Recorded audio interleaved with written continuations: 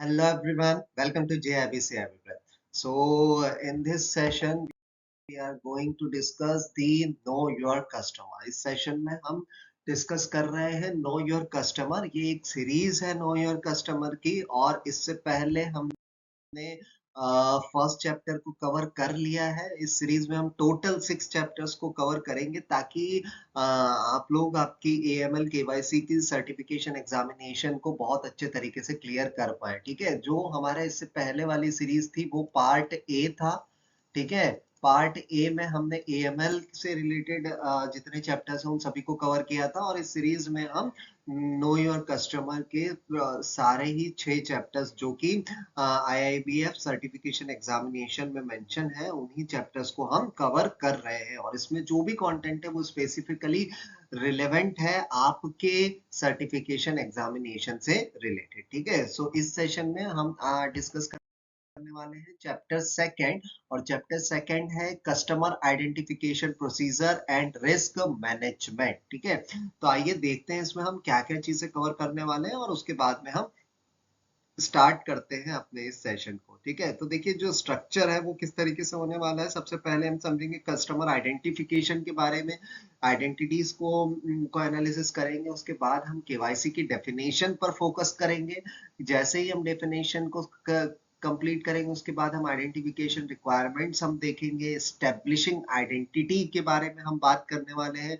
Customer risk categorisation पर भी हम बात करेंगे। हालांकि ये जो कस्टमर रिस्क कैटेगराइजेशन है आपको हर चैप्टर के अंदर कहीं ना कहीं आपको मिलेगा ही, कहीं ना कहीं आप इससे इसको लिंक कर पाएंगे। ठीक है, कि उनका क्या रिस्क प्रोफाइल है, कस्टमर का high low medium high risk customers क्या है, कैसे केवाईसी उनका होता है, ये सारी चीजें। ठीक है, इसके बाद में हम बात करेंगे प्रोडक्ट रिस्क कैटेगराइजेशन की। उसके बाद हम देखेंगे डिलीवरी चैनल्स रिस्क कैटेगराइजेशन।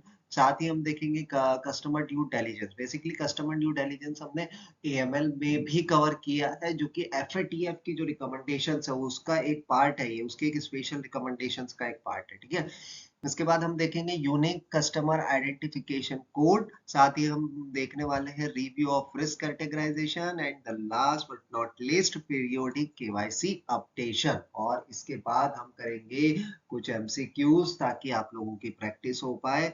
और जब हमारी ये सीरीज कंप्लीट हो जाएगी, सारे ही 6 चैप्टर्स को हम कंप्लीट कर लेंगे ना, तब हम MCQ भी करेंगे जैसे कि हमने AML में भी किए हैं। ओके, सो चलिए स्टार्ट करते हैं। तो देखिए सबसे पहले हम ऑब्जेक्टिव पर नजर मार लेते हैं। ठीक है ना, क्योंकि चैप्टर का जो मेन फोकस है वो हमें पता होना चाहिए। तो इसका जो मेन फोकस है कि आपको केवाईसी के हर एस्पेक्ट्स का डिटेल नॉलेज मिले।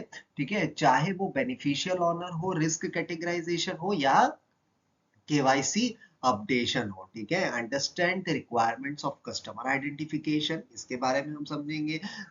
बेनिफिशियल ऑनर, जैसा कि मैंने बोला कि वो बेनिफिशियल ऑनर हो या रिस्क कैटेगराइजेशन हो। ठीक है, रिस्क बेस्ड अप्रोच हो। इसके अलावा ऑफिशियल वैलिड डॉक्यूमेंट्स के बारे में हम जानेंगे। प्रोसेस ऑफ कस्टमर ड्यू डिलिजेंसी के बारे में जानना हमारा एक ऑब्जेक्टिव है, हमारा एक प्रमुख उद्देश्य है। एंड इंपॉर्टेंस ऑफ UCI से risk review and KYC updation के बारे में भी हम आज समझने वाले हैं। Okay, so let's move to the next, and now we can start with customer identification. तो दोस्तों कस्टमर आइडेंटिफिकेशन क्या है? तो आपने एक धारणा, एक आपका के दिमाग में एक इमेज तो बन गई होगी। आइडेंटिफिकेशन मीन्स ये हो गया कि आइडेंटिटी को चेक करना। ठीक है, तो बेसिकली जो कस्टमर आइडेंटिफिकेशन है उसका मतलब है कि जो हमने हर कस्टमर को प्रॉपरली वेरीफाई करना है ताकि बैंकिंग सिस्टम का मिसयूज ना हो। ठीक है, first and most crucial step in KYC and AML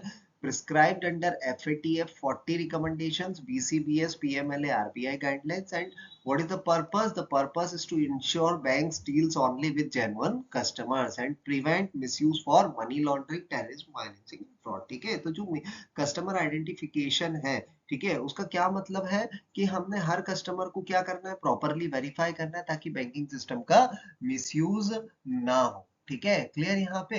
अगर एक फेक पैन कार्ड के थ्रू अकाउंट ओपन हो गया है तो बैंक की भी जिम्मेदारी बन जाती है। ठीक है ना। तो बेसिकली कस्टमर आइडेंटिफिकेशन ये है, तो इसका पर्पस ही यही है कि हाँ बैंक जो है एक जेन्युइन कस्टमर्स को डील करे, ठीक है। और कहीं ना कहीं मनी लॉन्ड्रिंग और टेररिज्म फाइनेंसिंग और फ्रॉड जो हो रहा है उससे कहीं ना कहीं जो फाइनेंशियल इंस्टीट्यूशन है उसको रोक सके। So I hope it is clear.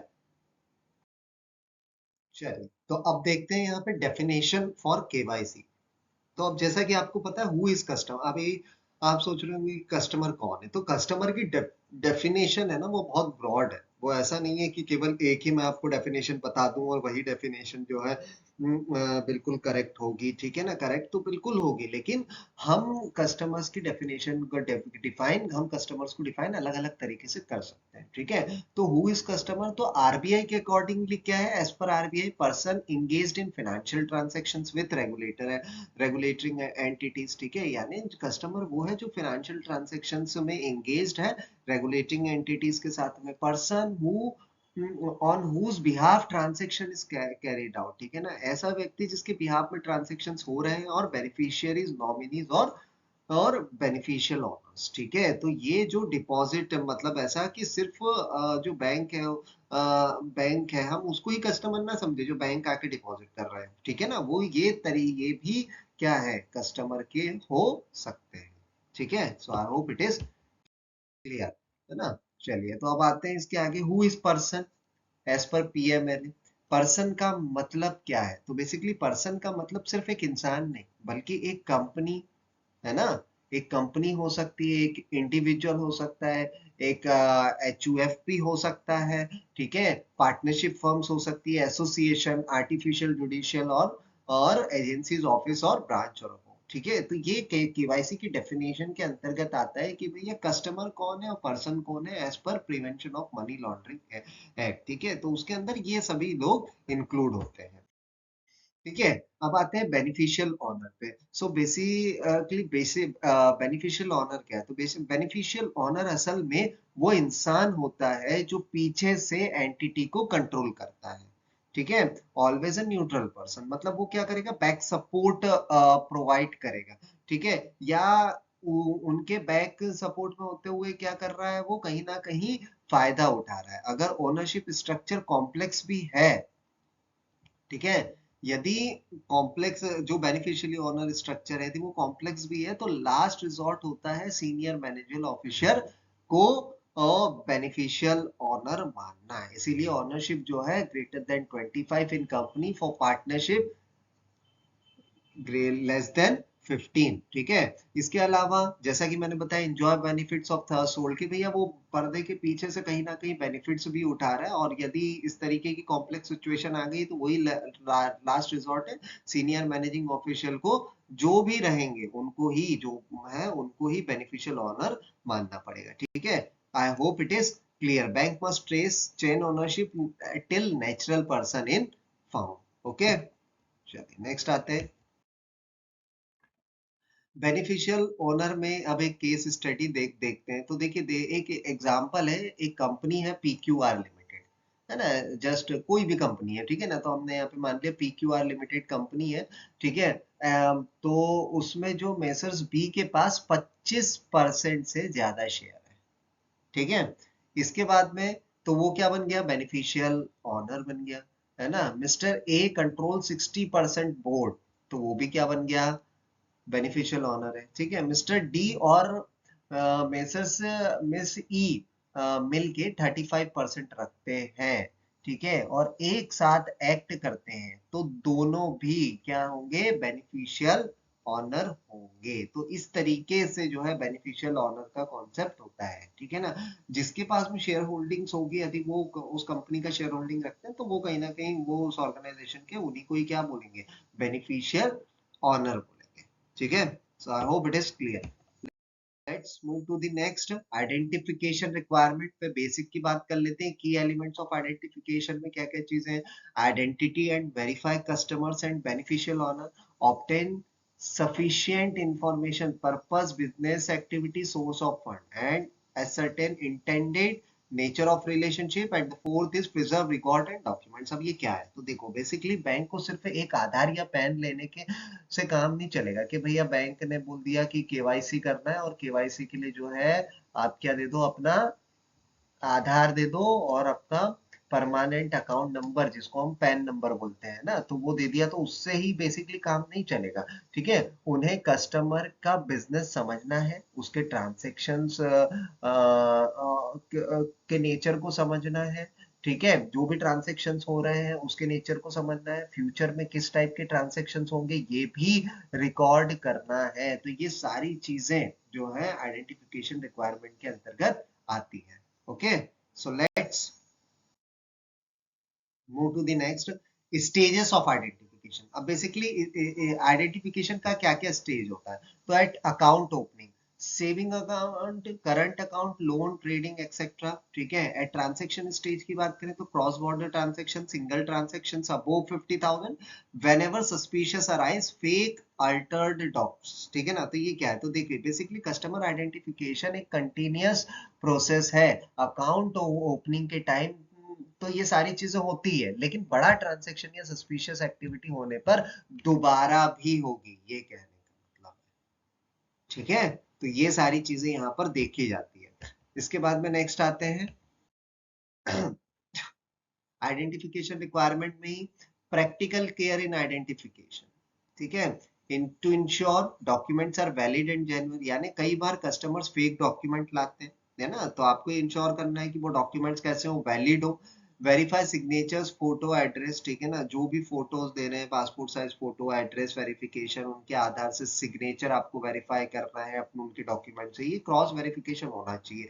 ठीक है, तो सिग्नेचर और फोटो क्रॉस चेक करना, और इसके साथ में यदि बात करें तो जो पैन डेटा बेस है ना, उसको भी वेरीफाई करना जरूरी है। ठीक है ना, टेम्परिंग एंड अल्टरेशन के बारे में भी देखना है कि भैया उसने उस डॉक्यूमेंट में कुछ एडिट तो नहीं किया है, क्योंकि आज देखिए टेक्नोलॉजी का जमाना है, 2025 में हम लोग रह रहे हैं। ठीक है, तो यहाँ पर हमें ये जानना जरूरी है कि यहाँ पे कोई अल्टरेशन तो नहीं किया है, डॉक्यूमेंट के साथ में कोई छेड़छाड़ तो नहीं की, क्योंकि आजकल ये चीजें बहुत हो रही है। ठीक है, तो एआई के दौर में ये सारी चीजें पॉसिबल है, तो इन्हीं पॉसिबिलिटीज को ध्यान में रखते हुए, ठीक है, एक प्रैक्टिकल केयर रखनी है आइडेंटिफिकेशन की, ये कहने का इसका मतलब है। ठीक है, क्योंकि आइडेंटिफिकेशन रिक्वायरमेंट में प्रैक्टिकल केयर होना बहुत जरूरी है। ठीक है, चलिए अब आते हैं इसके बाद में स्टेब्लिशिंग आइडेंटिटी की यदि बात करें, तो बेसिकली आइडेंटिटी स्टेब्लिश करने के लिए बैंक को ओबीडी लेना पड़ता है, इसको बोलते हैं ऑफिशियली वैलिड डॉक्यूमेंट, है ना, एज पर रूल 9 ऑफ पीएमएल रूल। ठीक है ना, क्या क्या लेना पड़ेंगे, तो देखिए पैन, आधार सबसे तो बेसिकली कॉमन होते हैं।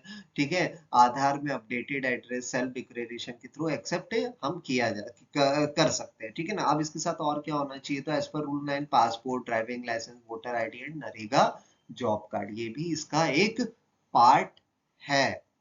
ओके, अब आते हैं स्पेशल सिचुएशन पर, क्या स्पेशल सिचुएशंस हो सकती है। ठीक है, अगर कस्टमर का नाम शादी के बाद चेंज हो गया है ना, तो change of name, old OVD plus marriage, certificate gazette notification, update add address, Aadhaar plus self declaration, foreign nationals, passport plus visa plus embassy letter. ठीक है ना, अब देखो इसको ध्यान से समझो। ठीक है, कोई कस्टमर है ना, कि का नाम यदि शादी के बाद में यदि जैसा कि मैंने बोला कि चेंज हो गया है, ठीक है, तो मैरिज सर्टिफिकेट के साथ ओल्ड वैलिड, जो ओल्ड ओबीडी वैलिड है के साथ में जो ओल्ड ओबीडी है वो वैलिड रहेगा। ठीक है, अगर फॉरेन, ठीक है, अगर फॉरेन नेशनल है तो एम्बेसी का लेटर भी चलेगा। यदि फॉरेन नेशनल्स है तो एम्बेसी का लेटर, पासपोर्ट, वीजा, ये सारी चीजें भी चलेगी। तो आपको समझ में आया, यदि चेंज नेम में चेंज हो रहा है, ठीक है ना, तो old OVD plus marriage certificate पर काम आ जाएगा, अपडेटेड एड्रेस में आधार और सेल्फ डिक्लेरेशन काम आ जाएगा, फॉरेन नेशनल्स में पासपोर्ट, वीजा और जो एम्बेसी का लेटर भी यहाँ पर काम कर जाएगा। Okay, so let's move to the next now coming to the customer risk categorisation, ठीक है। अब देखो कस्टमर रिस्क कैटेगराइजेशन में हम सबसे पहले देखेंगे concept of risk based approach, जिसे कहा जाता है RBA, ठीक है। Not all customer pose equal risk, ठीक है। देखो यहाँ पे मैं आपको बड़ी सामान्य से शब्दों में समझा देता हूँ कि सब कस्टमर एक जैसा रिस्क नहीं रखते हैं ना। मेरी रिस्क कुछ और होगी क्योंकि मेरी रिक्वायरमेंट कुछ और है ना। मैं मान लेते हैं कि मैं कोई सर्टेन सम ऑफ मनी कमा रहा हूँ, तो मेरी उसके हिसाब से रिस्क है ना। मेरी रिक्वायरमेंट्स कुछ और है, आप लोगों की रिक्वायरमेंट कुछ होता है, तो हर कस्टमर ना एक जैसे नहीं रहते। तो उनके लिए एक पेंशनर और एक डायमंड ट्रेडर में भी मान लेते, फॉर एग्जाम्पल मैं बोल रहा हूँ ना, एक पेंशनर है और एक डायमंड ट्रेडर है, उनमें बहुत फर्क होता है। इसलिए रिस्क बेस्ड अप्रोच बनाई जाती है, ठीक है, जिसमें कस्टमर को लो, मीडियम और हाई रिस्क कैटेगरी में डिवाइड किया जाता है, ठीक है। तो risk based approach ensures resources allocated proportionally, है ना, रिसोर्सेस के बेसिस पर इंश्योर करता है और उसके अकॉर्डिंगली वो एलोकेट करता है, ठीक है। Then customer classified as low, medium and high risk, ये जैसा कि मैंने बताया बेस्ड ऑन, किस पर बेस्ड होता है, nature of business, background, geography, transactions type, ठीक है। क्लियर यहाँ पे? So I hope it is clear. Okay, so next is customer risk categorisation में अब हम बात कर रहे हैं लो, मीडियम और हाई रिस्क कस्टमर की, ठीक है। तो सबसे पहले हम देख रहे हैं हम लो रिस्क कस्टमर को, तो इनके क्या एग्जांपल्स हो सकते हैं? Government departments and PSUs, salaried employees with small savings, pensioners, students, small farmers, daily veg earners, ठीक है। यानी जो लो रिस्क कस्टमर है जनरली वो होते हैं जो सिंपल और प्रेडिक्टेबल ट्रांजेक्शन्स करते हैं, जैसे पेंशनर या सैलरीड एम्प्लॉय, ठीक है। उनका बैकग्राउंड भी क्या होता है, इजीली वेरीफाई हो सकता है, ठीक है। इससे small farmers, daily veg earners, ठीक है ना, तो ये इनके हम ट्रांजेक्शन्स को इजीली वेरीफाई कर सकते हैं और इनके ट्रांजेक्शन्स बिल्कुल वैलिड भी होते हैं, लीगल भी होते हैं, ठीक है। तो यहाँ पर ये लो रिस्क कैटेगराइजेशन के कस्टमर्स के अंदर इनको रखा जाता है। इसके बाद हम बात करते हैं मीडियम रिस्क कस्टमर्स की, तो ये वो होते हैं जिनके जिनके बिजनेस कैश इंसेंटिव होते हैं, है ना। कैसे कैश इंसेंटिव होते हैं? तो जैसे कि small business like restaurant, restaurant का बिजनेस कैसा होता है कैश इंसेंटिव होता है। Self employed professional, export import business with moderate turnover, ठीक है ना। तो या रियल एस्टेट, इनके लिए बेसिकली जो मॉनिटरिंग है वो नॉर्मल से ज्यादा होती है। यदि हम किसी को मॉनिटर कर रहे हैं तो as compare to salaried person, हम किसको मॉनिटर ज्यादा करेंगे? हम रियल एस्टेट में जो काम कर रहा है, जिसका बिजनेस है, क्योंकि वहां पर कैश का फ्लो ज्यादा हो रहा है, ठीक है। तो यहाँ पर इनको मॉडरेट और मीडियम रिस्क कैटेगरी के अंदर रखते हैं। इसके बाद में यदि हम बात करें तो नेक्स्ट है हमारे हाई रिस्क कस्टमर। अब हाई रिस्क कस्टमर उन्हें बोला जाता है जो कि पॉलिटिकली कनेक्टेड होते हैं या ऐसे बिजनेस में होते हैं जहां MLTF के चांसेस ज्यादा होते हैं। इन पर स्पेशल मॉनिटरिंग की जरूरत होती है, यानी कि EDD, ठीक है। वही मैंने बताया, जैसे कि political expose person, high net worth individual जिसकी बहुत ज्यादा नेटवर्थ इनकम है, ठीक है, NRI, offshore companies, diamond traders and arms listed and money changers, ठीक है। तो यहाँ पर जो मनी का फ्लो है, ठीक है, वो कहीं ना कहीं बहुत ज्यादा है, तो इनके ट्रांजेक्शन्स भी ज्यादा है, ठीक है। तो यहाँ पर स्पेशल मॉनिटरिंग की जरूरत होगी और यहाँ पर EDD लगती है। क्या लगती है? EDD। EDD का मतलब होता है इनहेंस्ड ड्यू डिलिजेंस, यानी स्पेशल अटेंशन की जरूरत होगी। ओके, चलिए तो आगे बढ़ते हैं। इसके बाद में प्रोडक्ट रिस्क कैटेगराइजेशन। अब प्रोडक्ट रिस्क कैटेगराइजेशन में है प्रोडक्ट रिस्क फैक्टर्स। अब इसमें क्या क्या चीजें हैं, ठीक है। तो बेसिकली प्रोडक्ट का रिस्क अलग होता है। जो प्रोडक्ट ज्यादा कैश इन्वॉइस करते हैं, वो कहीं ना कहीं जो है हाई कैश इंटेंसिटी में उनका इन्वॉल्वमेंट होता है। प्रोडक्ट एनोनिटी, ठीक है, उसमें रहते हैं। क्रॉस बॉर्डर रिमिटेंस हो गया, कॉम्प्लेक्स स्ट्रक्चर प्रोडक्ट, ठीक है, यानी कि उनका रिस्क मतलब क्या होगा? हाई होगा। जैसे प्रीपेड की बात करें, प्रीपेड कार्ड्स हो गया या ऑनलाइन रेमिटेंस हो गया, ठीक है। तो यहाँ पर कहीं ना कहीं क्या होता है? रिस्क ज्यादा होता है। क्या एग्जांपल्स हो सकते हैं? तो देखिए, एक fixed deposit product low risk है, लेकिन एक foreign remittance product high risk category में आता है, यही यहाँ पे समझाया जा रहा है। Low risk fix deposit, recurring deposit ना आप करेंगे तो आपको एक फिक्स्ड 7 या 8% रेट ऑफ इंटरेस्ट पर मिलेगा, चाहे इकोनॉमी कुछ भी हो। तो ये लो रिस्क हो गया fix deposit. Medium risk current account हमारे क्रेडिट कार्ड से हमारे मीडियम रिस्क में आते हैं। हाई रिस्क में रिमिटेंस, प्रीपेड का इंस्ट्रूमेंट्स, फॉरेक्स, शेयर, स्टॉक्स, इसके अंदर यदि ज्यादा यदि पैसा लग रहा है, ठीक है ना, तो वो कहीं ना कहीं हाई रिस्क के अंतर्गत आते हैं। ठीक है, चलिए नेक्स्ट आते हैं, डिलीवरी चैनल रिस्क। ठीक है, अभी जो डिलीवरी चैनल रिस्क कैटेगराइजेशन है ये बेसिकली क्या है, तो रिस्क चैनल से भी डिपेंड करता है ब्रांच में स्टाफ कस्टमर को फेस टू फेस वेरीफाई करे। ठीक है, करता है ना, कोई भी आ रहा है तो बोलते हैं कि हाँ नहीं आपको ब्रांच आना पड़ेगा, हम फेस टू फेस वेरीफाई करते हैं। ठीक है ना, तो ये चीजें उसके अंदर आई, ये risk channel delivery channel risk के अंतर्गत आता है। ठीक है, इसलिए रिस्क लो है। लेकिन फोन बैंकिंग या एजेंट्स के थ्रू ट्रांजेक्शन रिस्की होते हैं ना, एटीएम इंटरनेट बैंकिंग के थ्रू यदि बात करें तो मीडियम रिस्क है। लेकिन फोन बैंकिंग इंटरमीडिएट करस्पॉन्डेंट्स के थ्रू कर रहे हो तो हाई रिस्क है, क्योंकि वहां पर आप इस तरीके से प्रॉपर वेरिफिकेशन नहीं कर रहे हो। ठीक है, तो ये चीज ध्यान रखना है। यदि ब्रांच के अंदर हो रहा है तो वो low risk face to face KYC हो रहा है ना, एटीएम और इंटरनेट के थ्रू वहां पर कोई है नहीं। लेकिन इंटरनेट बैंकिंग में भी कहीं ना कहीं एक थोड़ा सा पैरामीटर होता है कि वो कहीं ना कहीं केवाईसी उसके दौर से गुजर के जाएगा। फोन बैंकिंग इंटरमीडिएट करस्पॉन्डेंट्स के थ्रू कर रहे हैं, एजेंट्स के थ्रू कर रहे हैं, ठीक है ना, थर्ड पार्टी के थ्रू कर रहे हैं, तो वहां पर रिस्क कहीं ना कहीं क्या हो जाता है, हाई हो जाता है।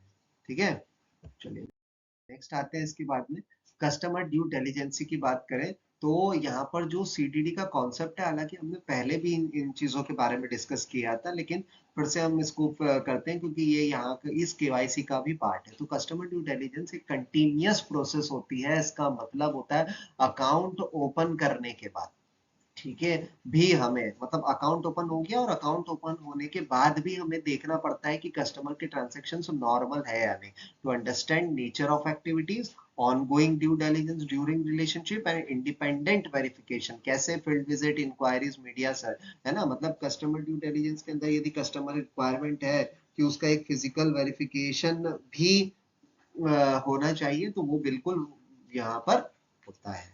ठीक है, so I hope it is clear. Let's move to the next. अब सीडीडी के कैसे टाइप हो सकते हैं, तो बेसिक और नॉर्मल डीडी की बात करें तो बेसिक डीडी एक नॉर्मल प्रोसेस है, लेकिन इनहेंस्ड है ये डीडी ड्यू डिलिजेंस है ना, आप डिमांड ड्राफ्ट में समझिएगा, ड्यू डिलिजेंस, DILIGENCE। ओके, तो जो नॉर्मल ड्यू डिलिजेंस है से लेकर फॉर मीडियम रिस्क कस्टमर, तो बेसिक जो ड्यू डिलिजेंस एक नॉर्मल प्रोसेस है, लेकिन इनहेंस्ड ड्यू डिलिजेंस में हमें एक एडिशनल चेक करना पड़ता है, जैसे साइट विजिट हो गया, होता है ना, साइट विजिट है, इसके अलावा मीडिया रिपोर्ट्स और रेफरेंसेस चेक्स। ठीक है, तो ये सारी चीजें सिंप्लीफाइड में लो रिस्क कस्टमर्स जैसे small account financial. Enhance due diligence की बात करें, जैसे कि मैंने बताया कि उसके अंदर हमें और एडिशनल चेक की जरूरत होती है। ठीक है, तो for high risk customer PEP, political expo person, NRIs और कॉम्प्लेक्स बिजनेसेस को हम इसमें रखते हैं। ठीक है, चलिए आगे बढ़ते हैं। कस्टमर ड्यू डिलिजेंस में एक सीडीडी फील्ड वेरिफिकेशन है और दूसरा सीडीडी कंसर्न यानी प्रैक्टिकल इश्यूज है। तो CDD field verification and screening में क्या है, तो फील्ड वेरिफिकेशन और प्रैक्टिकल लाइफ में ये केस जो है ना वो बेसिकली बार बार सामने आते हैं, इसलिए स्टाफ को अलर्ट रहना पड़ता है कि डॉक्यूमेंट ओरिजिनल और वैलिड हो। ठीक है, या फिक्शन और बैकग्राउंड चेक से बैंक को क्लैरिटी मिलती है कि कस्टमर जेन्युइन है या नहीं। ये process specially high risk customer के लिए जरूरी होती है। ठीक है, तो फील्ड वेरिफिकेशन स्क्रीनिंग में जैसा कि मैंने बताया, एड्रेस कंफर्मेशन थ्रू विजिट्स, ठीक है, screening against sanctions negative list और इंडिपेंडेंट बैकग्राउंड चेक। और सीडीडी कंसर्न प्रैक्टिकल इश्यूज में यदि हम एग्जांपल की बात करें तो देखो प्रैक्टिकल इश्यूज क्या आते हैं सीडीडी में, क्या कंसर्न होता है, फेक पैन कार्ड बना दिया है ना, फेक आधार कार्ड बना दिया, कस्टमर वहां पर रहता ही नहीं है जो एड्रेस दे रखा है, तो इन चीजों का ध्यान रखना है। बर्थ सर्टिफिकेट में चेंजेस कर दिए, नो ओरिजिनल डॉक्यूमेंट शो, किसी प्रकार का कोई ओरिजिनल, तो ये कहीं ना कहीं हमको क्या कर देता है, हमारी रिस्क को इंक्रीज कर देता है। ठीक है, चलिए नेक्स्ट आते हैं, यूनिक कस्टमर आइडेंटिफिकेशन कोड जिसे बोलते हैं यूसीआईसी, है ना, one customer one code. each customer get unique code across banks, links all accounts and services of customer. Next prevents duplication and the fourth is enable integrated monitoring. अब ये क्या है? तो बेसिकली जो यूसीआईसी इसका फुल फॉर्म ध्यान रखिएगा, unique customer identification code, ठीक है, का मेन बेनिफिट है कि कस्टमर के मल्टीपल अकाउंट्स को ट्रैक किया जा सके, है ना। मल्टीपल अकाउंट्स उनको एक ही में कर दिया तो उनको ट्रैक प्रॉपरली किया जा रहा है, ठीक है। जैसे एक आदमी के पास सेविंग अकाउंट, एफडी और लोन अकाउंट है तो सब एक यूसीआईसी के अंडर आ जाएंगे, है ना। उसके पास अलग अलग अकाउंट्स हैं तो वो सब क्या बना दिया जाएगा, उसका एक यूसीआईसी कोड बना दिया जाएगा। तो सारे अकाउंट्स को एक उसका यूसीआईसी कोड देखेंगे तो उसका सारा डिटेल्स यहाँ पर शो करने लगेगा। ओके, सो ये एक अच्छी चीज है जो कि मनी लॉन्ड्रिंग को कहीं ना कहीं काफी हद तक रोकने में सहायता करती है। नेक्स्ट आते हैं, review of risk categorisation, periodic and event based review. Periodic review every 6 month, जो भी पीरियोडिक रिव्यू है वो हर 6 महीने वाले रिस्क कैटेगराइजेशन स्टैटिक्स नहीं होती है बेसिकली, ठीक है ना। अगर एक डोरमेंट अकाउंट में अचानक बड़े बड़े ट्रांजेक्शन शुरू हो जाएंगे तो रिव्यू करना मैंडेटरी, ठीक है। तो ये चीज ध्यान रखिएगा, तो ये स्टैटिक नहीं है, हमें पीरियोडिक करते रहना पड़ेगा। तो एक पैरामीटर बना दिए कि हर 6 महीने में। इवेंट बेस्ड रिव्यू होते हैं, यानी कस्टमर बेस्ड पीपी होगा, ठीक है। और इसके बाद अनयूजुअल ट्रांजैक्शन पैटर्न्स हैं तो भी होगा। Next, sudden activity in dormant account, ठीक है। डोरमेंट यानी जो बंद अकाउंट है, ठीक है, उसमें यदि सडनली एक्टिविटीज होने लगी तो फिर वो भी कहीं ना कहीं सस्पिशियस अकाउंट एक्टिविटी में आएगा और उसकी रिपोर्ट जो है फिर प्रोवाइड की जाती है ना, बैंक उसको रिपोर्ट करेगा। पीरियोडिक केवाईसी अपडेशन में नेक्स्ट है इंपॉर्टेंट के of KYC, importance of KYC updation and KYC updation for individual. तो देखिए, केवाईसी एक एक बार का प्रोसेस नहीं है। यदि आपको लग रहा है कि ये तो एक ही बार का प्रोसेस है हम कर दें, नहीं, हर कुछ साल बाद या जब भी कोई चेंज होता है तो कस्टमर के फ्रेश डॉक्यूमेंट लेने पड़ते हैं। और इंडिविजुअल्स की बात करें हम, यदि हम केवाईसी अपडेशन और इंडिविजुअल्स की बात करें तो self declaration if no change in details, है ना। सेल्फ डिक्लेरेशन हमको लेना पड़ता है यदि किसी भी प्रकार से कोई चेंजेस नहीं हुए। तो इंडिविजुअल्स के लिए प्रोसेस सिंपल है। अगर डिटेल्स में कोई चेंज नहीं होते तो एक सेल्फ डिक्लेरेशन आप दे दो, वही काफी है। लेकिन माइनर जब 18 साल का हो जाता है तो उसका नया केवाईसी लेना पड़ता है। एड्रेस चेंज, सेल्फ डिक्लेरेशन लो हर 2 महीने में। माइनर है तो फिर जैसा कि मैंने बताया कि फ्रेश केवाईसी उसके लिए मैंडेटरी है। Okay, so I hope it is clear. चलिए, इसके बाद हम आते हैं next, KYC updation for legal entities, ठीक है। अब लीगल एंटिटीज के लिए केवाईसी अपडेशन यानी broad board resolution, auditor certificate with beneficial ownership and details, ownership details, और next fresh KYC for authorised signatories, ठीक है ना। यानी लीगल एंटिटीज के केस में सिर्फ एक डिक्लेरेशन काफी नहीं होता है, ऑडिटर का सर्टिफिकेट और बोर्ड रिजोल्यूशन मैंडेटरी है, ठीक है। पेन के लेना कंपलसरी है, ठीक है। एडिशनल यदि कोई डॉक्यूमेंट है तो आपको वैलिड डॉक्यूमेंट या कुछ चेक करने हैं, पैन वेरिफिकेशन कंपलसरी है। Relief measure for elderly infirm customers, ठीक है ना, पैन लेना तो कंपलसरी है ही। इसी के साथ में अगर कस्टमर पैन देने से रिफ्यूज करता है तो अकाउंट मान लेते हैं उनका क्या होता है, सस्पेंड भी का हो जाता है। सिर्फ लोन रिकवरी के लिए ऑपरेट किया जा सकता है, सिर्फ लोन रिकवरी के लिए, ठीक है। तो ये चीज ध्यान रखना है, pan not submitted the account is suspension, account suspension. Okay, so I hope it is clear. Let's move to the next. Okay, तो आते हैं, अब देखते हैं क्वेश्चंस को। Consider the following statements about the proposition of customer identification. देखिए, customer identification से related जो यहाँ पर स्टेटमेंट्स दिए, अब कौन से स्टेटमेंट सही है आपको बताना है। 4 स्टेटमेंट है, 4 ऑप्शन है, कौन सा ऑप्शन सही है। चलिए, पहला देखते हैं, customer identification is considered the most crucial element of KYC AML measures since it ensures institution only deal with genuine customers. ठीक है, जो कस्टमर आइडेंटिफिकेशन है वो एक मोस्ट क्रूशियल एलिमेंट्स माना गया है केवाईसी एएमएल का। ठीक है, और साथ ही इंश्योर करता है कि वो जेन्युइन कस्टमर्स को ही डील कर रहा है। ठीक है, सेकंड स्टेटमेंट यहाँ पर कह रहा है एज पर एफएटीएफ के अकॉर्डिंग और आरबीआई की गाइडलाइंस के अकॉर्डिंग। ठीक है, identification is required not only at account opening but also at transaction stage where never suspicious arise। ठीक है ना, एफएटीएफ और आरबीआई की गाइडलाइंस और के अकॉर्डिंगली आइडेंटिफिकेशन जो है रिक्वायर है। ठीक है, आइडेंटिफिकेशन केवल अकाउंट ओपनिंग तक ही सीमित नहीं है बल्कि वो और थोड़ा सा उसको उसका एरिया जरा बड़ा है, ब्रॉड है वो। ठीक है ना, कि ट्रांजैक्शन स्टेज हो रही है वहां पर भी आइडेंटिफाई करना है। ठीक है, इसके साथ में जहां पर सस्पिशियस अकाउंट दिख रहा है वहां पर भी उसको चेक करना जरूरी है। ठीक है, तो ये चीज यहाँ पर है। नाउ इसके बाद में नेक्स्ट आते हैं the primary, third statement, the primary purpose of customer identification is limit only to credit risk management while AML and fraud prevention are secondary. ठीक है, जो प्राइमरी पर्पस है कस्टमर आइडेंटिफिकेशन का वो लिमिटेड है केवल क्रेडिट रिस्क मैनेजमेंट तक। ठीक है, जबकि एएमएल एंड फ्रॉड प्रिवेंशन जो है वो सेकेंडरी बेसिस पर आते हैं। Fourth statement, verification of identity requires bank to obtain and preserve adequate records for regulatory audit. ठीक है, जो वेरिफिकेशन है आइडेंटिटी रिक्वायरमेंट के। ठीक है, बैंक जो है एडिक्वेट रिकॉर्ड्स भी रखती है रेगुलेटरी ऑडिट्स के लिए। So which of the following option is correct? So the correct option is 1 2 and option A 1 2 and 4। why third is not correct? because ये AML fraud prevention is not secondary, it's a primary। ठीक है, हम KYC क्यों करते हैं? ताकि money laundering को कहीं ना कहीं रोका जा सके। कस्टमर सस्पिशियस है या नहीं क्यों देखा जाता है, कहीं मनी लॉन्ड्रिंग तो नहीं हो रहा, कहीं ब्लैक टू व्हाइट में कन्वर्ट तो नहीं हो रहा है। इसीलिए थर्ड ऑप्शन यहाँ पर इनकरेक्ट है। ठीक है, चलिए नेक्स्ट आते हैं इसके बाद में।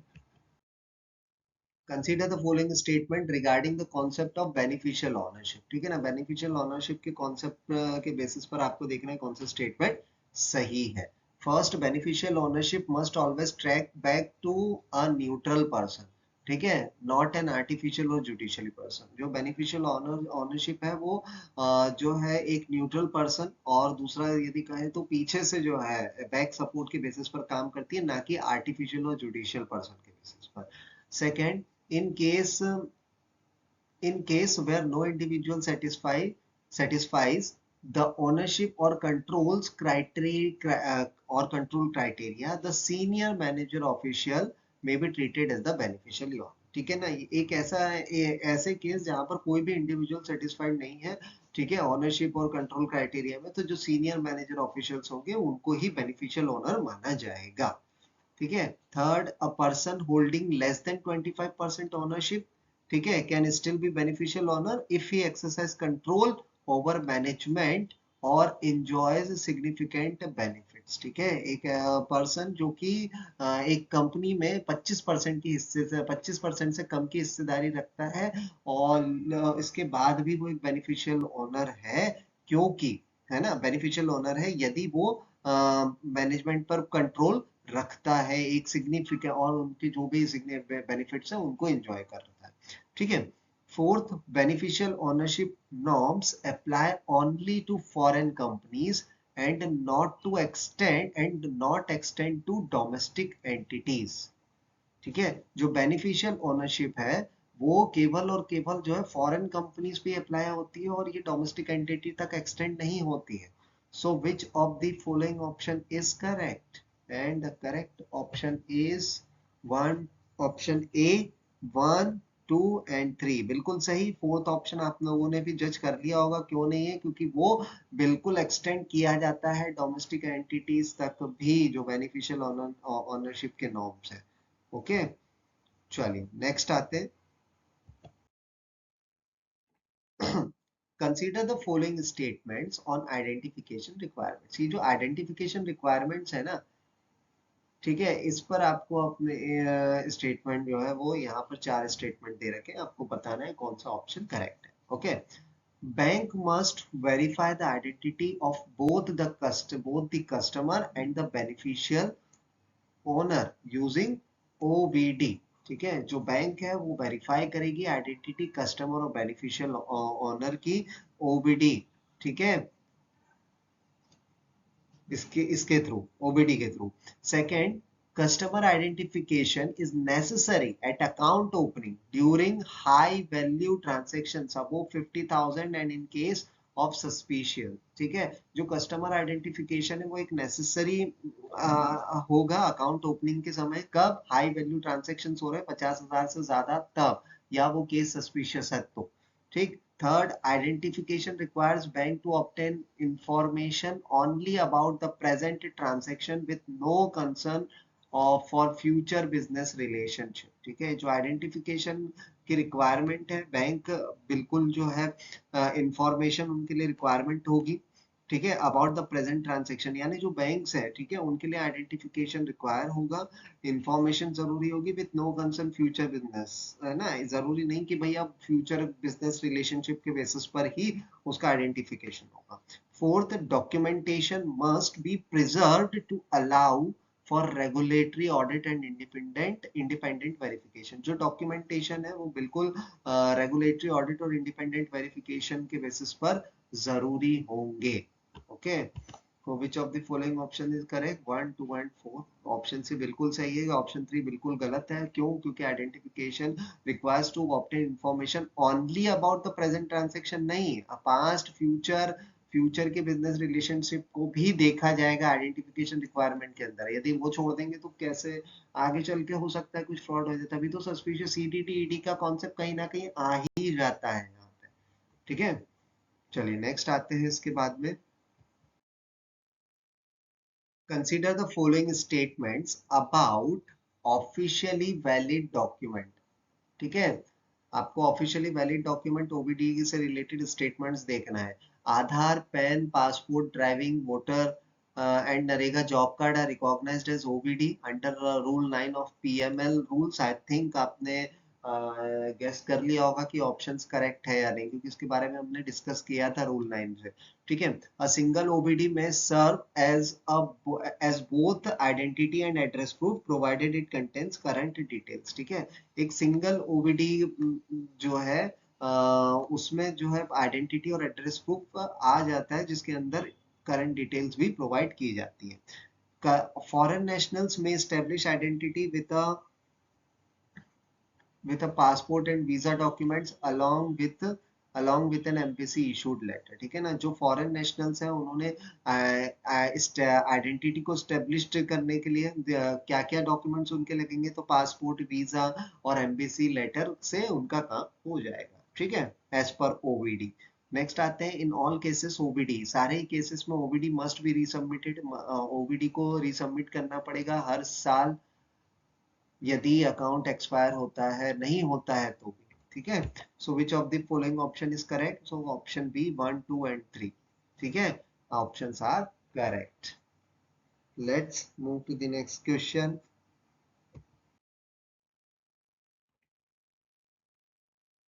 Consider the following statements about customer risk categorisation. अब जो कस्टमर रिस्क कैटेगराइजेशन है ना, उसके बेसिस पर स्टेटमेंट देखना है। मैंने आपको कस्टमर रिस्क कैटेगराइजेशन के बारे में बताया था, जहां पर हमने लो, एक आपका मीडियम और हाई रिस्क के बारे में हमने डिस्कशन किया था। ठीक है, चलिए तो देखते हैं यहाँ पे, risk based approach ensures institutions allocate resources in proportion to the risk level of customer. ठीक है ना, जो रिस्क बेस्ड अप्रोच है वो इंश्योर करती है इंस्टीट्यूशंस को कि वो एलोकेट कर सके प्रोपोर्शन के बेसिस पर उनके रिस्क के लेवल को, है ना, कस्टमर के रिस्क के लेवल को, वही low, medium and high risk में। All customers are mandatorily placed in only two category, low risk and high risk as per RBI instruction। RBI instructions के अनुसार कस्टमर को मैंडेटली दो ही रिस्क में कैटेगराइज्ड किया जाएगा, जो आपके सामने दिख रही है। Customers like pensioners or salaried individuals are generally low risk, while diamond traders and political exposed person fall under high risk. जो कस्टमर है जैसे कि पेंशनर और सैलरीड इंडिविजुअल्स है, उनको लो रिस्क में रखा गया है। Diamond traders and PEP generally high risk में आते हैं। ठीक है, Fourth, risk categorization must also take into account geographic exposure and transactions behaviour. ठीक है ना, जो रिस्क कैटेगराइजेशन है उसमें जो अकाउंट्स है उनका ज्योग्राफिक एक्सपोजर ट्रांजेक्शन्स बिहेवियर देख के भी किया जाता है। Okay, so which of the following option is correct, and the correct option is option A 1, 3 and 4। 1, 3 and 4। ठीक है, आरबीआई का ऐसा कोई इंस्ट्रक्शन नहीं है। ठीक है ना, बेसिकली जो रिस्क बेस्ड अप्रोच है वो बेसिकली 3 कैटेगरीज में उसको डिवाइड किया गया, लो, मीडियम एंड हाई। ठीक है, so I hope it is clear. Let's move to the next question. चलिए, अब आपके सामने एक और क्वेश्चन स्क्रीन पर आपको दिख रहा होगा। तो यहाँ पर ये जो क्वेश्चन है, आइए इसको पढ़ते हैं। Consider the following statements regarding product risk categorisation. अब ये क्वेश्चन प्रोडक्ट रिस्क कैटेगराइजेशन से रिलेटेड है। ठीक है, product with high cash intensity and anonymity pose greater risk of money laundering. ठीक है ना, जो प्रोडक्ट्स हैं जो कि ऐसे प्रोडक्ट जो कि हाई कैश इंटेंसिटी से रिलेटेड है, वो कहीं ना कहीं greater risk provide greater risk में रहते हैं मनी लॉन्ड्रिंग से रिलेटेड। ठीक है, second, low risk product include fixed deposit, recurring deposit, whereas remittance and prepaid instrument are high risk। ठीक है ना, जो लो रिस्क प्रोडक्ट है उसमें इंक्लूड है हमारी एफडी, आरडी, और यदि हम हाई रिस्क की बात करें तो वहां पे रिमिटेंस और प्रीपेड इंस्ट्रूमेंट और ये सारी चीजें हाई रिस्क पर आती है। Third, risk assessment of products is statics and does not change over time or with technology. ठीक है, जो रिस्क असेसमेंट है प्रोडक्ट्स के, ठीक है, वो कहीं ना कहीं चेंज नहीं होते हैं टेक्नोलॉजी के साथ में। ठीक है, fourth, cross border remittance and complex structured products are treated as high risk. Treated as high risk, जो क्रॉस बॉर्डर रिमिटेंस है और जो कॉम्प्लेक्स स्ट्रक्चर प्रोडक्ट्स हैं उनको हाई रिस्क में रखा गया है। So which of the following option is correct? So the correct option is 1, 2, option A 1, 2 and 4। ठीक है, रिस्क असेसमेंट में स्टैटिक डज नॉट चेंज, नहीं, बिल्कुल नहीं है ना, टेक्नोलॉजी के साथ में इनमें चेंजेस होते रहते हैं, वेरिएशन भी होते रहते हैं। ठीक है, now let's move to the next question. Consider the following statements about delivery channel risk categorisation. अब आ रहे हैं डिलीवरी चैनल रिस्क कैटेगराइजेशन पर। ठीक है, first, branch based banking is low risk due to face interaction. जो branch based banking होती है वो कहीं ना कहीं लो रिस्क होती है, फेस टू फेस इंटरेक्शन के साथ है इसलिए। Transaction through phone banking, internet banking, agent are considered as higher risk. ये जो इंटरनेट बैंकिंग, फोन बैंकिंग और एजेंट्स के थ्रू जो चीजें होती हैं, ट्रांजेक्शन्स होते हैं, वो हाई रिस्क है। Third, delivery channels have no impact on risk as risk categorisation depends only on the customer's profile. ठीक है ना, जो डिलीवरी चैनल्स है उनका कोई इम्पैक्ट नहीं होता है रिस्क का, किसी भी जो रिस्क कैटेगराइजेशन है वो डिपेंड्स करती है कस्टमर के प्रोफाइल पर ही केवल। The intermediaries and correspondents may increase MLTF risk compared to direct transactions। जो intermediaries और correspondents है वो कहीं ना कहीं उनकी रिस्क बढ़ जाती है direct transactions में। So which of the following option is correct? And the correct option is option D and the statement 1, 2 and 4। ठीक है, so I hope it is clear। चलिए, तो बढ़ते हैं आगे और देखते हैं नेक्स्ट क्वेश्चन को। Consider the following statements on CDD. देखिए, कस्टमर ड्यू डिलिजेंस तो है ना, बहुत बार हमने देख लिया। आई होप आपको ये वाला क्वेश्चन आप लोगों को बड़ा आसान लगेगा। Basic due diligence is applied for medium risk customers is basic medium risk customers, simplified due diligence for low risk and enhanced due diligence for high risk. ठीक है ना, जो बेसिक डीडी है वो अप्लाई होता है मीडियम रिस्क कस्टमर पे, simplified है लो रिस्क पर, और इनहेंस्ड है हाई रिस्क पर। Enhanced due diligence may involve media research, supplier inquiries and physical verification। जो enhanced EDD है उसके अंदर media research, supplier inquiry, physical verification include है। CDD requires ongoing monitoring of customer transaction throughout the relationship। जो CDD है उसके अंदर जो requirement है कहीं ना कहीं ongoing monitoring करता है customer के transactions को throughout the relationship, जब तक उनका relationship बैंक के साथ में रहेगा। CDD applies only to new customers at onboarding while existing customers are exempted। Okay, so which of the following option is correct? So the correct option is option A 1, 2 and 3। CDD applies केवल new customers पर ही नहीं होता, ठीक है, while existing के customers भी इसके अंदर इंक्लूड होते हैं, नॉट एग्जेम्प्टेड होते हैं। Okay, clear. तो यहाँ पर जो सीडीडी है वो चाहे नए कस्टमर हो चाहे पुराने कस्टमर हो, सभी पर सीडीडी लगेगा। ऐसे ही हाई रिस्क में चाहे नए कस्टमर हो चाहे पुराने कस्टमर हो, थ्रू आउट द रिलेशनशिप, जब तक रिलेशनशिप बैंक का या फाइनेंशियल इंस्टीट्यूशन का उस कस्टमर के साथ है, तब तक आपको सीडीडी और ईडीडी और उसकी रिस्क बेस्ड अप्रोच हो गया, उसकी प्रोफाइलिंग, ये सारी चीजें आपको यहाँ पर मेंटेन करना होती है। Okay, so let's move to the next question.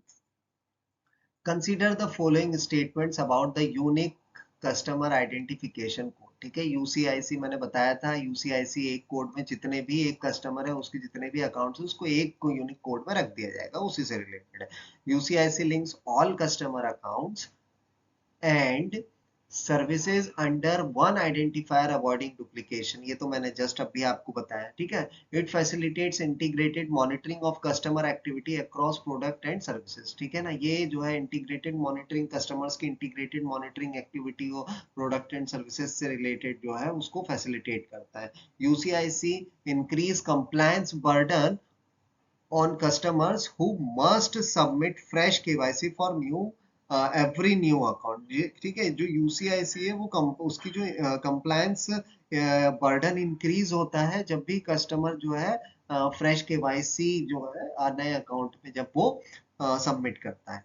Fourth, RBI mandates UCIC for consistency and efficient risk profiling of customer। So which of the following option is correct?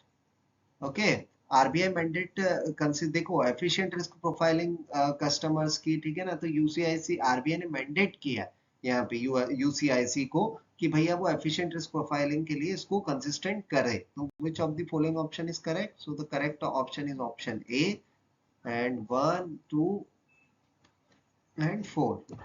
okay,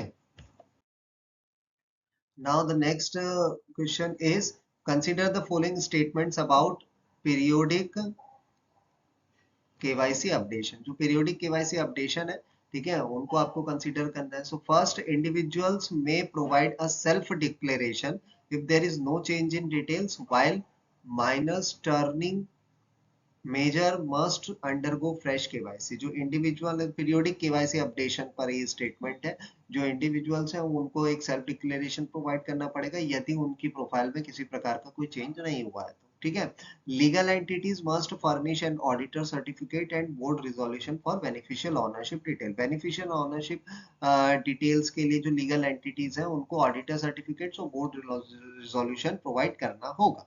if OBD are expired, यदि OBD जो official valid documents यदि क्या हो गए हैं, expired हो गए, तो फ्रेश केवाईसी करना होगी। ठीक है, पैन नंबर या फिर फॉर्म 60 मैंडेटरी होगा and refusal to submit leads account suspension. यदि आपने नहीं दिया तो फिर आपका अकाउंट सस्पेंड किया जा सकता है। So which of the following option is correct? And the correct option is all. सारे करेक्ट हैं यहाँ पे, है ना, बिल्कुल। पीरियोडिक केवाईसी अपडेशन के अंदर ये जितनी भी कंडीशंस है बिल्कुल सही है। ओके, तो दोस्तों आई होप आपको ये चैप्टर समझ में आया होगा। ये चैप्टर बहुत ज्यादा कोई डिफिकल्ट चैप्टर नहीं था, इसके अंदर हमने सिर्फ कंडीशंस, रूल्स एंड रेगुलेशन के बारे में ही डिस्कस किया। ठीक है, तो बहुत ही इजी चैप्टर था ये। और जो क्वेश्चंस हैं, ठीक है, आपको एग्जामिनेशन में इसी टाइप से स्टेटमेंट वाइज क्वेश्चन आते हैं, तो आपको इसी टाइप के क्वेश्चंस पर प्रैक्टिस करना है। अब नेक्स्ट सेशन में हम मिलेंगे एक और चैप्टर के साथ, तब तक के लिए थैंक यू।